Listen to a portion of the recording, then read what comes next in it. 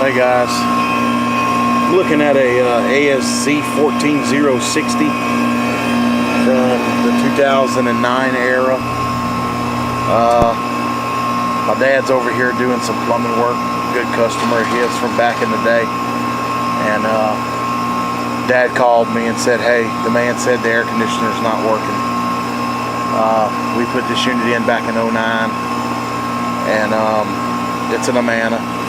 And I put my little Z manifold on here, and as you can see, that's not a good sign at all. Not good at all.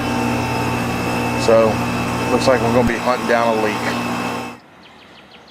Well, I just put a little nitrogen on the system.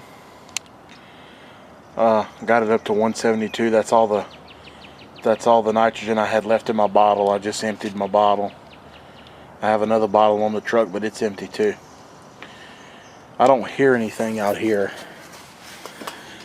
I can't visibly see or hear anything out here.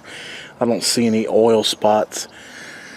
I believe this one still has the copper coil, and we all know from the 08, 09, 2010 era what that was like. So that's where I'm gonna go next. Alright guys, well, you hear the H10 ticking. I went inside. I did replace this evaporator.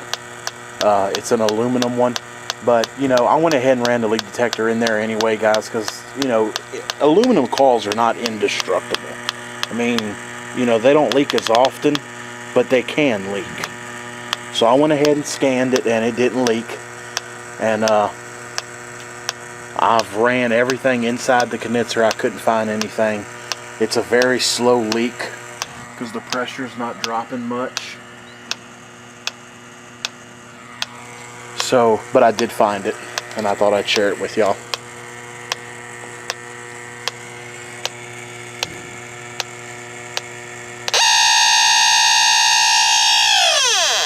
There you go. One more time.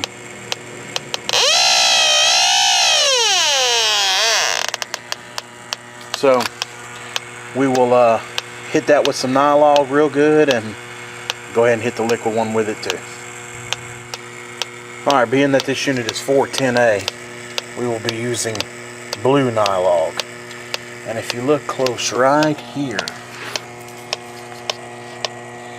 you can see the bubbles. See how it's bubbling? Oh yeah, she's a leaker. And that'll lose your charge, after a while. Well, listen to this H10 now.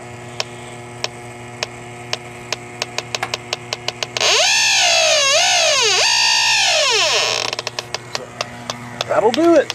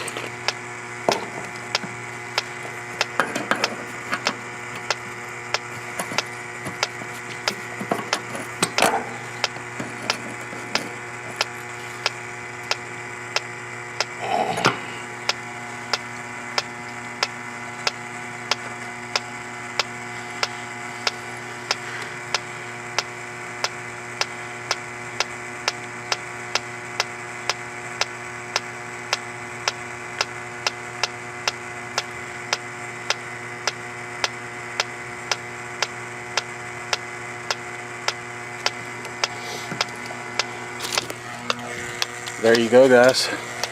That nylog works great. You saw I nylogged it. I put the cap on and put the H10 probe on it, and she didn't make a ring.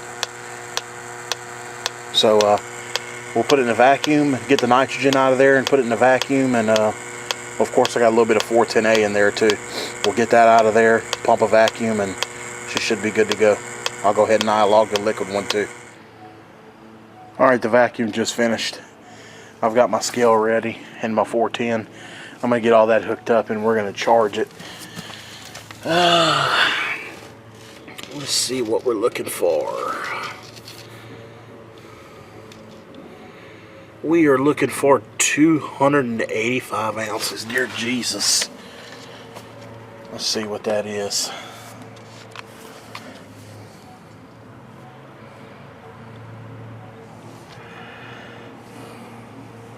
$285 divided by 16 equals, holy shit, 17 pounds, 8 ounces. That's gonna suck up my whole damn drum. Alrighty, well, we'll get to it. Alright, the charge is going in. But we got a long way to go. So I'm gonna get as close to that mark as I can. Then I'll start the machine up. It's running a TXV indoor. The newer Goodmans show you what your subcooling is supposed to be when you have a TXV, but I don't guess the ones from 08, 09 do, but I know the new ones that I'm putting in, the Amanas do. So I'll be shooting somewhere for between 7 and 10, somewhere in that mark. Alright, well, we're almost at 2 pounds, so like I said, we got a ways to go. Okay, I got the unit back up and running. I was only able to get 8 pounds in there with it off, so we still got a ways to go. I'm gonna let it run, charge it, and then we'll show y'all what it comes out to look like. Alright guys, we're pulling out of here. I didn't get no shots of the final pressures because the customer came out, but we didn't get it exactly where I wanted it because it's so cold in the house. It's like 59 degrees in the house, so I got it the best I could, and I'll come back and check it during the summer. We'll see you on the next one.